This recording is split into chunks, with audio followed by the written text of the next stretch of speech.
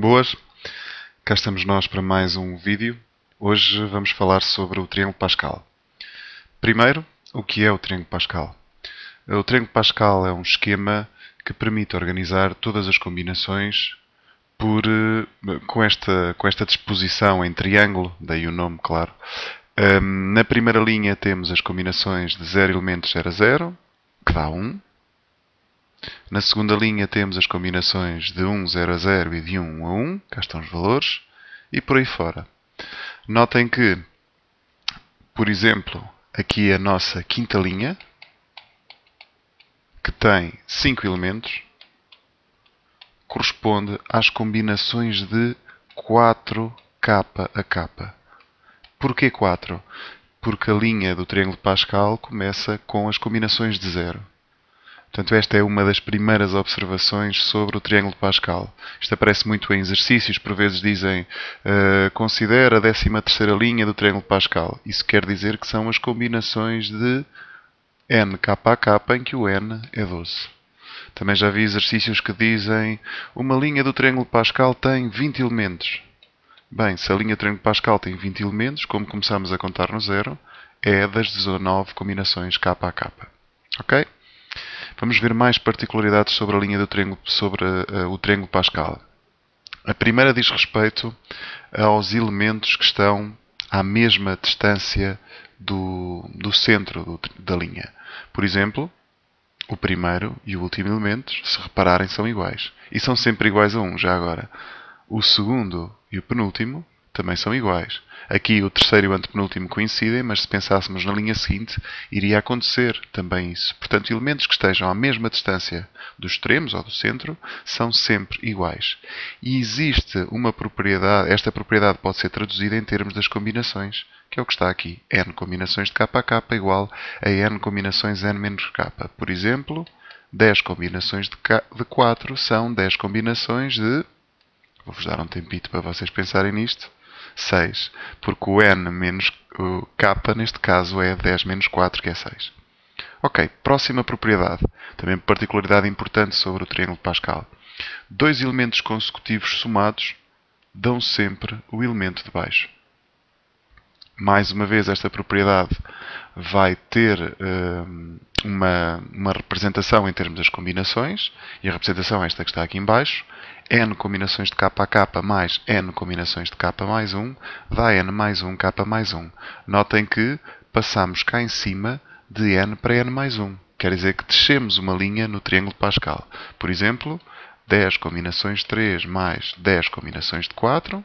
Ora, o meu n é 3, o meu n é 10, o meu k é 3. Passamos a ficar com n mais 1, que é 11, combinações de 4.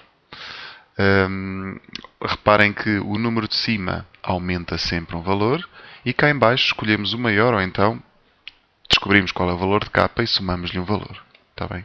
Daí o k ter passado para k mais 1. Estas propriedades podem ser demonstradas utilizando mesmo a forma das combinações e fazendo algumas simplificações necessárias. Vamos a mais propriedades sobre o triângulo de Pascal. Portanto, a próxima propriedade diz respeito àquilo que eu já referi há pouco. Portanto, acho que não vale a pena mencionar isto novamente, mas pronto, muito resumidamente, a linha de ordem n mais 1, que tem n mais 1 elementos, corresponde às combinações de n. Portanto, por exemplo, a quinta linha, que tem 5 elementos, corresponde às combinações de 4. Ok, vamos ver mais uma propriedade que está relacionada com a soma dos elementos de uma linha. Por exemplo, a soma dos elementos desta linha dá 1.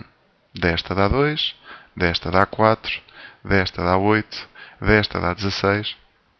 Já agora, se eu fosse construir a outra linha, eu meto uns nas pontas, 2 seguidos dão o de baixo, 4 e 6, 10, 6 e 4, 10 e 5. Vai dar a soma dos elementos todos, se vocês tentarem fazer a conta, vai dar 32. Portanto, se repararem, estamos sempre a multiplicar por 2 para passarmos de uma linha para a seguinte. Isto também pode ser visto da seguinte forma, através das potências de 2. Portanto, por exemplo, a 13ª linha, que tem as combinações de 12k a k, a soma de todos os seus elementos é igual a 2 levantado a 12. É sempre o número que está aqui em cima. Esta propriedade pode ser demonstrada depois com o binómio de Newton. Há até alguns exercícios em livros para demonstrar esta propriedade. Pronto. A última coisa que eu refiro aqui no meu resumo é sobre o primeiro e o último elemento, que são sempre iguais a 1. E já agora, o segundo e o penúltimo é sempre igual a n. Portanto, por exemplo, vamos pegar noutra linha, mais um exemplo. Vamos pensar na 26ª linha, que corresponde às combinações de 25. O primeiro e o último elementos são 25. O segundo e o antepenúltimo, desculpem, o primeiro e o último são iguais a 1, como sempre. E o segundo e o penúltimo, agora sim, estes são iguais a 25, está bem? Também tenho aqui, no resumo, menciono quanto é que vale o terceiro e o antepenúltimo elementos.